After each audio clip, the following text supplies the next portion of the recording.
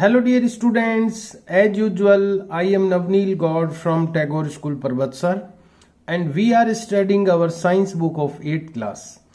Dear students, as you know we are studying our second lesson of this book. In these days, इन दिनों हम लोग study कर रहे हैं इस बुक का second lesson which is microorganism, जिसका नेम है माइक्रो ऑर्गेनिज्म यानी सूक्ष्म जीव, फ्रेंड एंड फो मित्र और शत्रु. And we have studied about the definition of microorganisms, the 4 categories of microorganisms. Then we have observed the different pictures of microorganism and we are studying about the friendly microorganism. अभी जो हम लोग study कर रहे हैं वो friendly micro organism के बारे में स्टडी कर रहे हैं. एक्चुअली कर नहीं रहे हैं बल्कि कर रहे थे, क्योंकि आज से जो हम लोगों की स्टडी स्टार्ट होगी वो फ्रेंडली माइक्रो ऑर्गेनिज्म की नहीं होगी बल्कि हार्मफुल जो माइक्रो ऑर्गेनिज्म है उनके बारे में हम लोग स्टडी करने वाले हैं. लेकिन मैं आपको एक्चुअली बताने चाह रहा हूँ कि पहले हमने अभी तक क्या क्या स्टडी की है, ताकि आपके माइंड में जो है वो रिकॉल हो जाए. तो फ्रेंडली माइक्रो ऑर्गेनिज्म में हमने स्टडी की कि हम माइक्रो ऑर्गेनिज्म की हेल्प से क्या क्या कर सकते हैं, क्या क्या कर पाते हैं. तो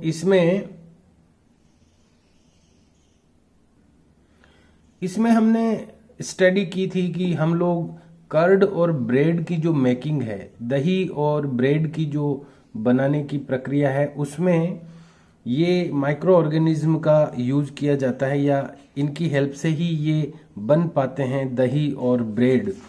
इसके साथ ही हम लोगों ने स्टडी की थी फर्मेंटेशन के बारे में कि फर्मेंटेशन क्या होता है. और इसके साथ हमने फ्रेंडली माइक्रो ऑर्गेनिज्म की जब स्टडी हमने की थी तो उसके अंदर सेकंड जो पॉइंट था वो था commercial use of microorganism, यानी माइक्रो ऑर्गेनिज्म का व्यावसायिक उपयोग, व्यवसाय के रूप में कमर्शियल तरीके से कमर्शियल यूज हम लोग क्या करते हैं माइक्रो ऑर्गेनिज्म का. तो वहां हमने स्टडी की थी कि अल्कोहल और वाइन के मैन्युफैक्चरिंग में जो यीस्ट पाउडर है उसका बहुत ही इंपॉर्टेंट रोल होता है. और साथ ही हमने ये भी स्टडी की कि लुईस पास्चर ने फर्मेंटेशन की जो प्रोसेस है उसको डिस्कवर किया था 1857 में. साथ ही हम लोगों ने फ्रेंडली माइक्रो ऑर्गेनिज्म की स्टडी में ये भी स्टडी की थी कि medicinal use of micro organism किस तरह से किया जाता है, कि माइक्रो ऑर्गेनिज्म का मेडिसिनल यूज क्या है. तो यहाँ हमने एंटीबायोटिक्स के बारे में स्टडी की थी कि एंटीबायोटिक्स क्या होते हैं, और ये इनके बारे में भी हम लोगों ने अलेक्जेंडर फ्लेमिंग के बारे में स्टडी की थी कि इन्होंने 1929 में एक रिसर्च के दौरान इनको ये नोटिस में आया कि कुछ ऐसे ग्रीन स्पोर्स हैं जो कि बैक्टीरिया की ग्रोथ को स्टॉप कर देते हैं या उनको किल कर देते हैं, और यहीं पर पेनिसिलिन जो है उसकी डिस्कवरी इन्होंने की थी. पेनिसिलिन की इन्होंने खोज की थी कि पेनिसिलिन को हम एज ए एंटीबायोटिक यूज कर सकते हैं. तो ये सब चीज़ें हम लोग स्टडी कर चुके हैं. इसके साथ ही हमने ये भी स्टडी की कि माइक्रोबायल जो इन्फेक्शन होते हैं एनिमल्स में, और जो पोल्ट्री बर्ड्स होते हैं, जो अंडे देने वाले बर्ड्स होते हैं, उनमें सूक्ष्म जीवों का इन्फेक्शन रोकने के लिए उनके जो खाना है, उनका जो फीडिंग है, उसमें भी एंटीबायोटिक्स को मिलाया जाता है. साथ ही हमने एक बॉक्स में ये पढ़ा कि हमें अपनी नीड के अकॉर्डिंग ही एंटीबायोटिक्स का यूज करना चाहिए, और डॉक्टर की एडवाइस से ही हमें एंटीबायोटिक लेने चाहिए. हमें अपने लेवल पर माइक्रो ऑर्गेनिज्म नहीं लेने चाहिए, अदरवाइज आगे फिर ये इनको लेस इफेक्टिव बना देती है इन दवाइयों को, और आगे जाकर के फिर हमारी बॉडी पर ये दवाइयाँ काम नहीं करती है.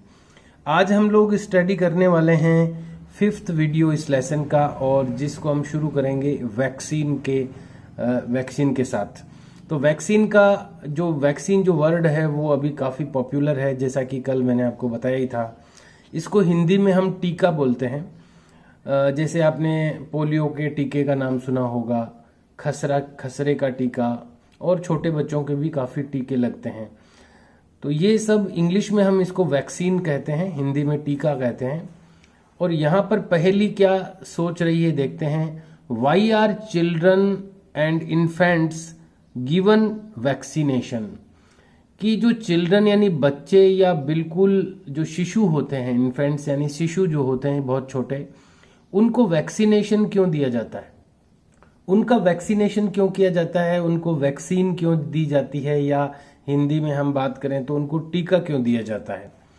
When a disease carrying microbe, यहां पर माइक्रोब का मतलब है सूक्ष्म जीव, माइक्रो ऑर्गेनिज्म भी कह सकते हैं हम इसको, और माइक्रोब भी कह सकते हैं।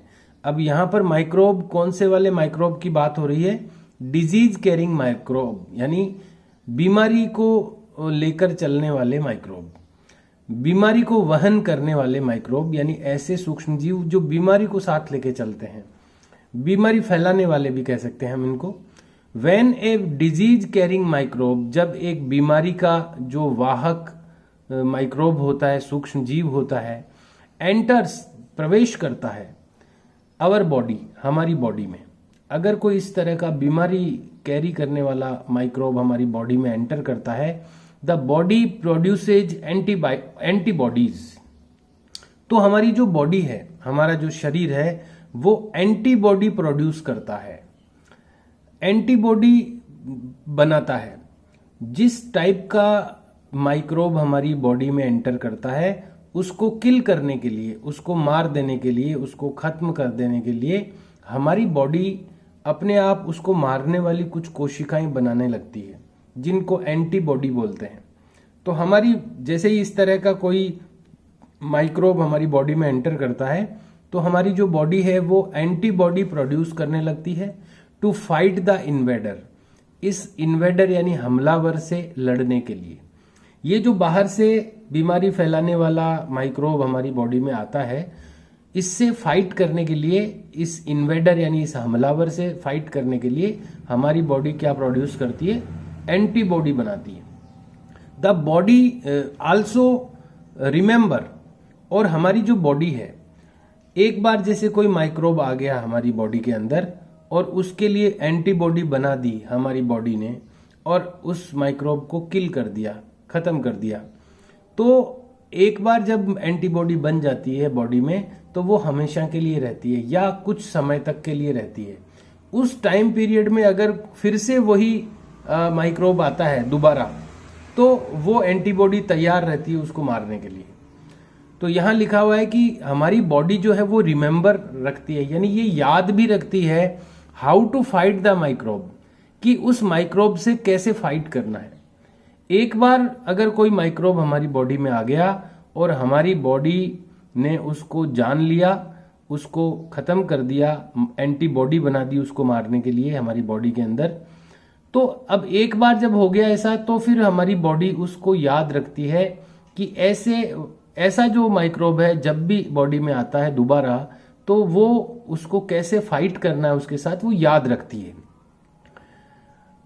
Fight the microbe if it enters again, यदि वो अगेन एंटर करता है, एक बार तो बॉडी उसको मार ही चुकी है।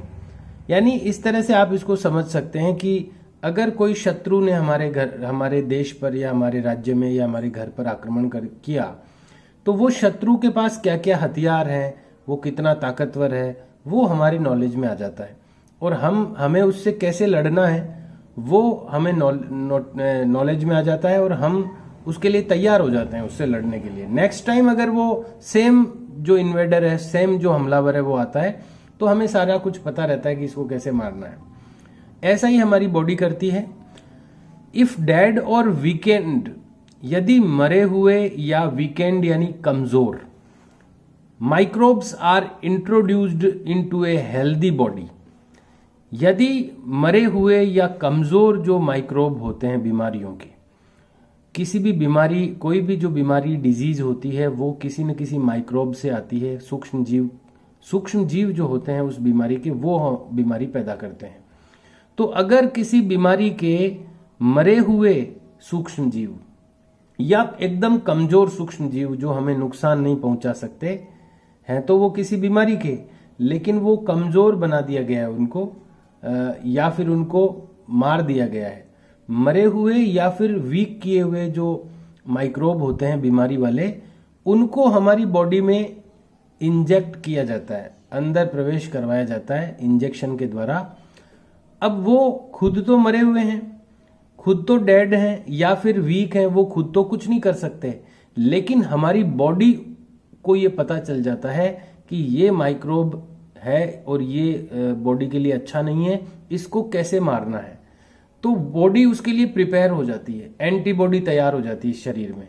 फिर कभी भी वो असली वाला आता है, अगर ये तो अभी तो मरा हुआ है, तो जब ओरिजिनल आता है जो वास्तव में हार्मफुल होता है अपनी बॉडी के लिए, तो हमारी बॉडी पहले से ही तैयार रहती है उसको मारने के लिए। और ये जो मरे हुए यानी डेड या फिर वीकेंड यानी कमजोर किए हुए जो माइक्रोब डाले जाते हैं बॉडी में, यही वैक्सीन कहलाती है। इसी को वैक्सीन कहते हैं। वैक्सीन एक तरह से वो डेड या फिर वीकेंड माइक्रोब हैं जो वास्तव में, जैसे कोरोना की वैक्सीन लग रही है अभी, तो कोरोना के जो माइक्रोब हैं, कोरोना के जो वायरस हैं, अब कोरोना का माइक्रोब कौन है? वायरस है। तो उस वायरस को मार करके, उसको डेड करके या फिर वीक करके हमारी बॉडी में डाल दिया जाता है इंजेक्शन के थ्रू, और उसको डाल दिया जाता है। तो वो तो हमारी बॉडी को नुकसान नहीं पहुंचा सकता क्योंकि वो खुद तो मरा हुआ है या फिर वीक है, लेकिन हमारी बॉडी उससे असली वाले से लड़ने के लिए तैयार हो जाती है, और असली भी जब आता है तो उसको मार दिया जाता है। तो इस तरह से वैक्सीन बनती है, लेकिन ये इतना आसान नहीं है कि हमें लगता है किसी भी माइक्रोब को मार दिया, उसको इंजेक्ट करा दिया। इसके लिए बहुत रिसर्च होती है, बहुत बड़े बड़े वैज्ञानिक बहुत सारी चीज़ों को सोच विचार करके इसको करते हैं। ये काफ़ी रिस्की भी होता है। ऐसा अगर आसान होता तो हर रोग का वैक्सीन बन चुका होता, लेकिन आज भी कई ऐसे रोग हैं जो सैकड़ों सालों से चल रहे हैं, लेकिन जो साइंटिस्ट है उनका वैक्सीन नहीं बना पाए हैं। बहुत कम ऐसे डिजीज हैं जिनका वैक्सीन अभी तक बना पाए हैं वैज्ञानिक। और ये तो एक सौभाग्य मानिए आप कि इतने कम समय में कोरोना की वैक्सीन बन गई और दुनिया उसके कारण काफ़ी रिलीफ महसूस कर रही है। अदरवाइज कई ऐसी डिजीजेज हैं जो 20 साल से 50 साल से 100 साल से चल रही है, लेकिन अभी भी उनकी वैक्सीन नहीं बन पाई है। तो ये एक मानव जाति के लिए बहुत बड़ा वरदान है कि ये वैक्सीन तैयार हो गई इतने कम टाइम में, और लग भी रही है लोगों को। तो यहाँ पर हम पढ़ रहे थे कि ये वैक्सीन काम कैसे करती है। तो फिर से देखिए यहाँ पर स्क्रीन पर, इफ डेड और वीकेंड, यदि मरे हुए और कमजोर माइक्रोब्स, वो जो माइक्रोब्स होते हैं, आर इंट्रोड्यूस्ड, उनका अगर परिचय करवाया जाता है बॉडी से। परिचय कैसे होगा? कि उनको अंदर इंजेक्ट करवाते हैं। Are introduced into a healthy body, अगर एक स्वस्थ शरीर में, एक हेल्दी बॉडी में कमजोर या वीकेंड या डेड जो माइक्रोब्स हैं उनको इंट्रोड्यूस करवाया जाता है अपनी बॉडी से, परिचय करवाया जाता है। The body fights and kill the invading bacteria, तो हमारी जो बॉडी है वो फाइट्स यानी लड़ती है, एंड किल्स यानी मार देती है द इन्वेडिंग बैक्टीरिया, इस हमलावर जीवाणु को, इन्वेडिंग बैक्टीरिया को, बाई प्रोड्यूसिंग सुटेबल एंटीबॉडीज। और कैसे मार देती है? सूटेबल एंटीबॉडीज बनाकर। देखिए हमारी बॉडी किसी भी रोग के माइक्रोब को कैसे मारती है? एंटीबॉडी बना करके। तो सूटेबल, उसके लिए जो भी सूटेबल एंटीबॉडी है वो बना करके उसको मार देती है हमारी body. The antibodies remain in the body, और ये जो एंटीबॉडी बनती है किसी भी माइक्रोब को किल करने के लिए, ये रिमेन यानी रहती है इन द बॉडी यानी हमारे शरीर में, एंड वी आर प्रोटेक्टेड, और हम सुरक्षित हो जाते हैं from the disease causing microbes, उन बीमारी पैदा करने वाले सूक्ष्म जीवों से, फॉर एवर यानी हमेशा के लिए।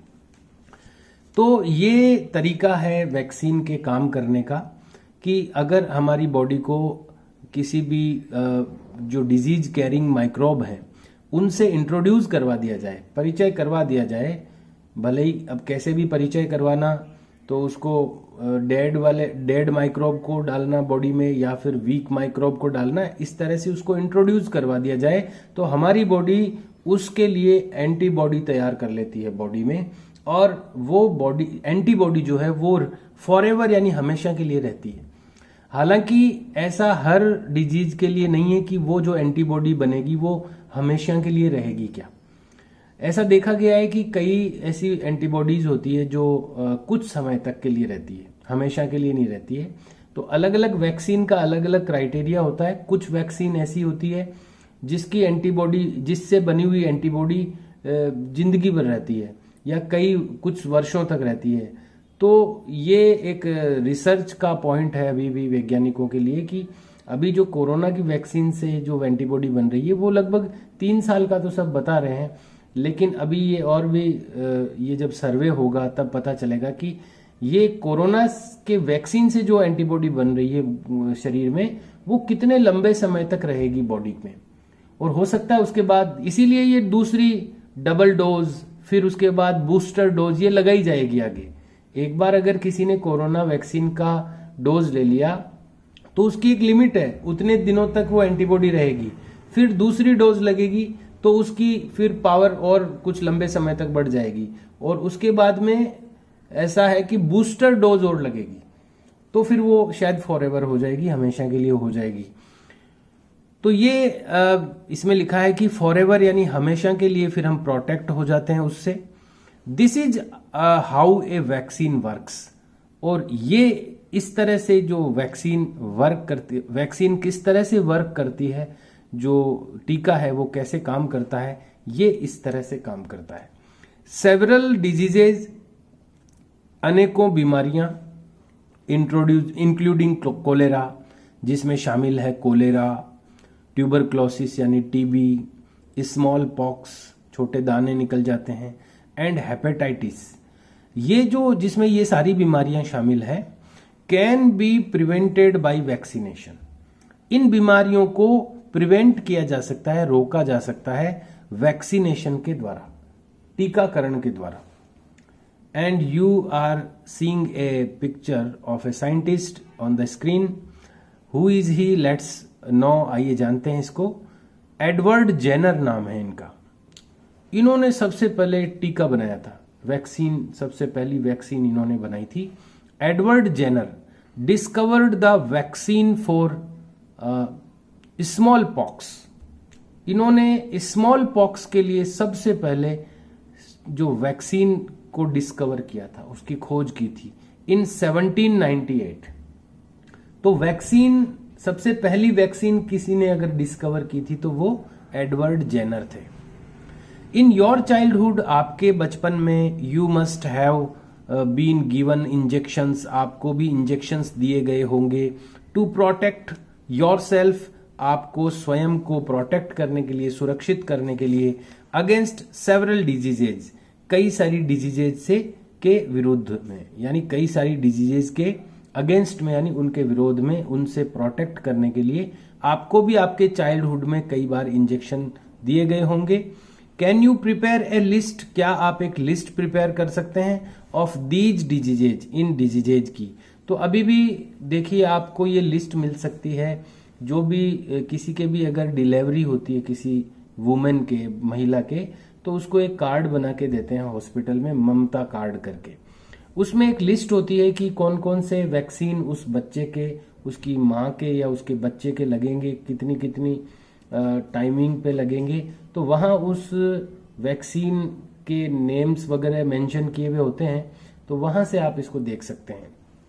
You may take help from your parents, आप अपने पेरेंट्स की हेल्प ले सकते हैं इसमें।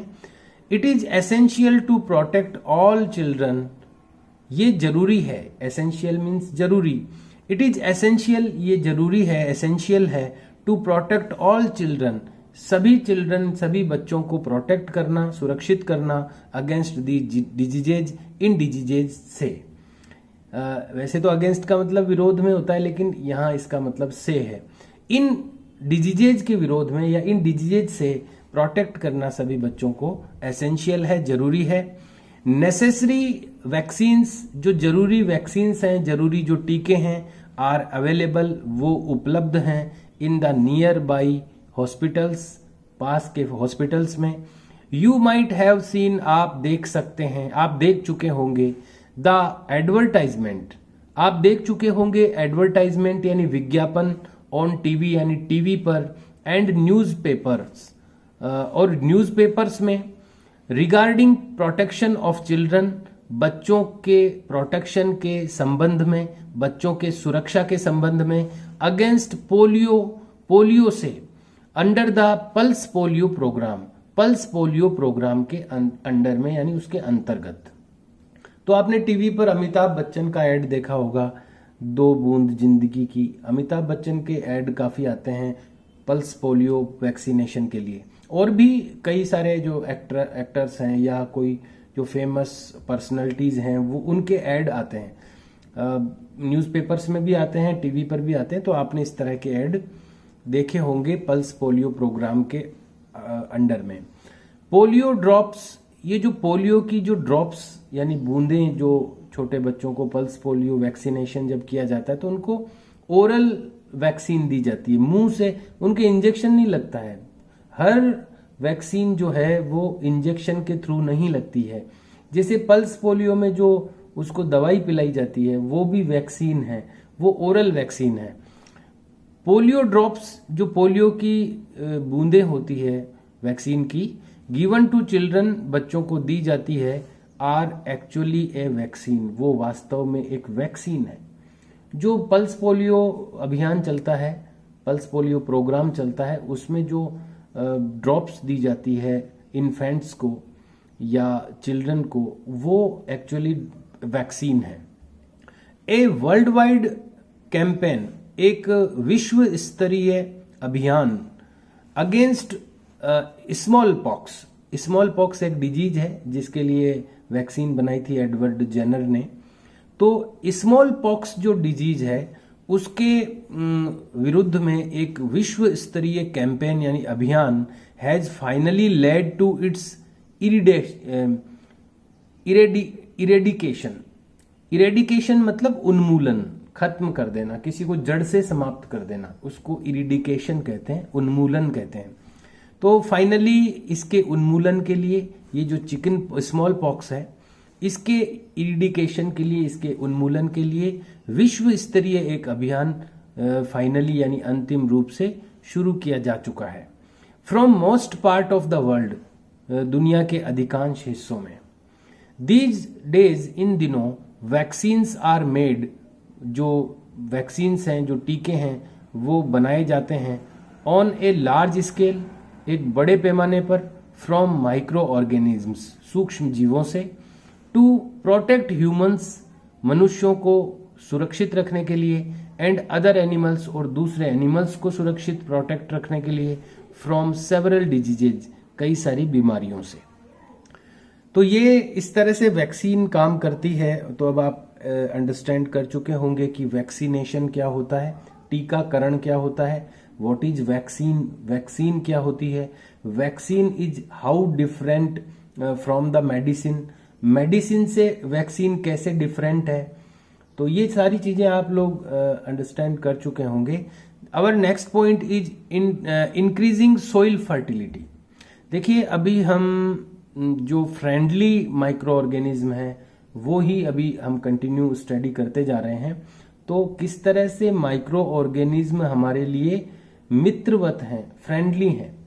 तो अभी काफी चीजें हमने पढ़ी है कि कैसे माइक्रो ऑर्गेनिज्म जो है वो उनका हम यूज करते हैं या वो कैसे हमारी हेल्प करते हैं कर्ड को फिक्स करने में, या फिर उनको कमर्शियली हम यूज करते हैं वाइन और एल्कोहल बनाने में, मेडिसिनल उनका यूज होता है, वैक्सीन भी उन्हीं से बनाई जाती है।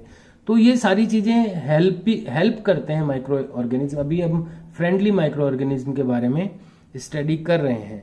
और नेक्स्ट जो पॉइंट है वो भी फ्रेंडली माइक्रो ऑर्गेनिज्म के बारे में ही है। The next point is increasing soil fertility. Soil यानी मिट्टी, फर्टिलिटी यानी उर्वरकता, उपजाऊपन, इंक्रीजिंग यानी उसको बढ़ाना। मिट्टी की फर्टिलिटी यानी उसका उपजाऊपन या उर्वरकता, उसको इंक्रीज करना, उसको बढ़ाना, इसके लिए भी माइक्रो ऑर्गेनिज्म्स का यूज किया जाता है। सम बैक्टीरिया, कुछ जो ऐसे जीवाणु होते हैं, बैक्टीरिया यानी जीवाणु होते हैं। सम बैक्टीरिया जिनका फिगर चित्र 2.7 में शो किया गया है, आर एबल, वो सक्षम होते हैं। कुछ ऐसे बैक्टीरिया होते हैं जो कि एबल होते हैं, सक्षम होते हैं, किस काम के लिए?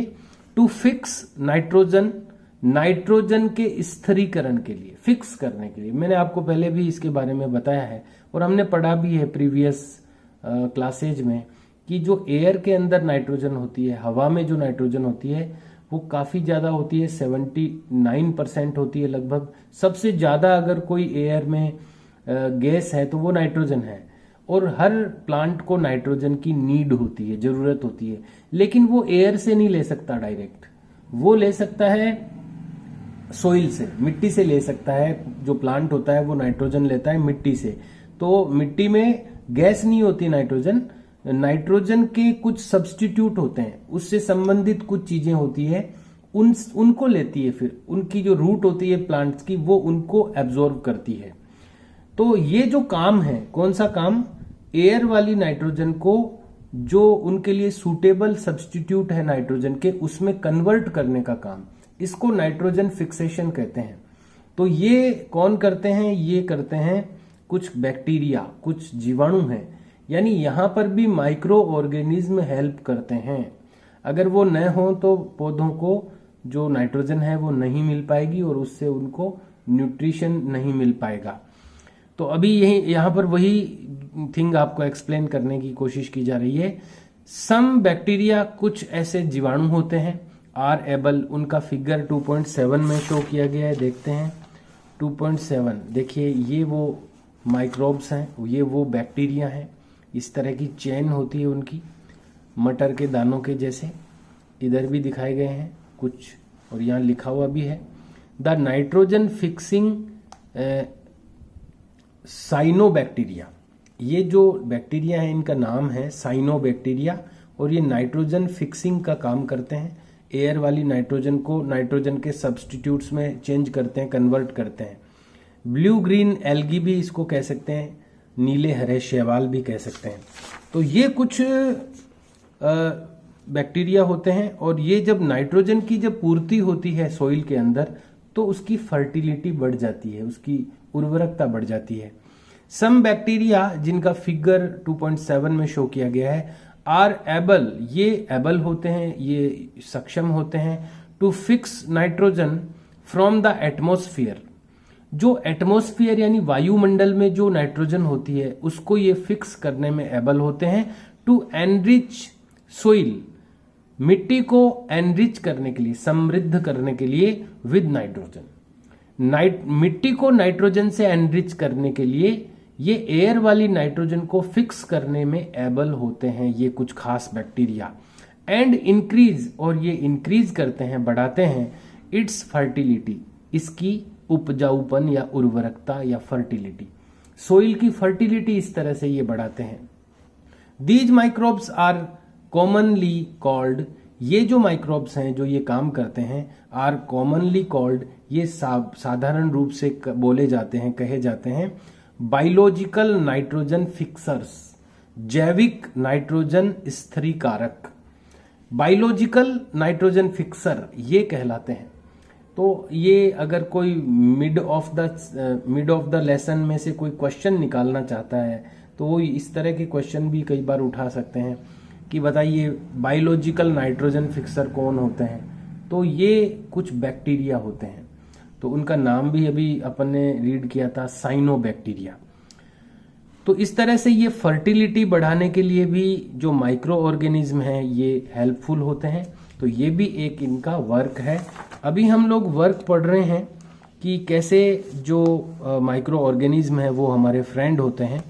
आगे हम अभी और भी कुछ इनके वर्क्स या उनकी हेल्प किस तरह से हमें मिलती है वो अभी पढ़ते जा रहे हैं। अगला जो पॉइंट है, क्लीनिंग द एनवायरमेंट, पर्यावरण को साफ करने का काम। तो ये कैसे माइक्रो ऑर्गेनिज्म करते हैं, एनवायरमेंट को क्लीन कैसे करते हैं, ये हम आज नहीं पढ़ पाएंगे because time is over of the today's video. We will meet in next video tomorrow. and we will continue the further study of this lesson. Dear students, I want to give you some work. कुछ work देना चाहूँगा मैं आपको आज के part में से। तो कुछ डेफिनेशंस होती है जो आपको लिखनी होती है, अपनी नोट करनी होती है अपनी नोटबुक में, और उसको आपको लर्न भी करनी होती है। तो यहाँ पर मैं आपको बताना चाहूँगा आज आपको कौन सी डेफिनेशंस नोट करनी है और उसको लर्न करना है। Today you have to note down one this fact. एक तो ये फैक्ट आपको नोट डाउन करना है। Edward Jenner discovered the vaccine for smallpox in 1798। ये जो फैक्ट है ये आपको एक तो नोट डाउन करना है, और इसके जो फैक्ट है उसको लर्न करना है कि स्मॉल पॉक्स की जो वैक्सीन है वो किसने डिस्कवर की थी, या फर्स्ट जो वैक्सीन है वो किसने डिस्कवर की थी, या कब की थी। ये सारे जो डेटा है वो आपको लर्न करने हैं। और नीचे से आपको एक और चीज नोट डाउन करनी है। ये पैराग्राफ सम से लेकर के आपको फिक्सर्स कि बायोलॉजिकल नाइट्रोजन फिक्सर्स कौन होते हैं, ये एक्चुअली उसकी डेफिनेशन है, और ये आपको नोट करनी है अपनी नोटबुक में, और उसके बाद में इसको लर्न भी करना है। Okay dear students, I have given you some written work for you today, and I hope you will learn it also. Okay, we will meet in next video. See you and bye.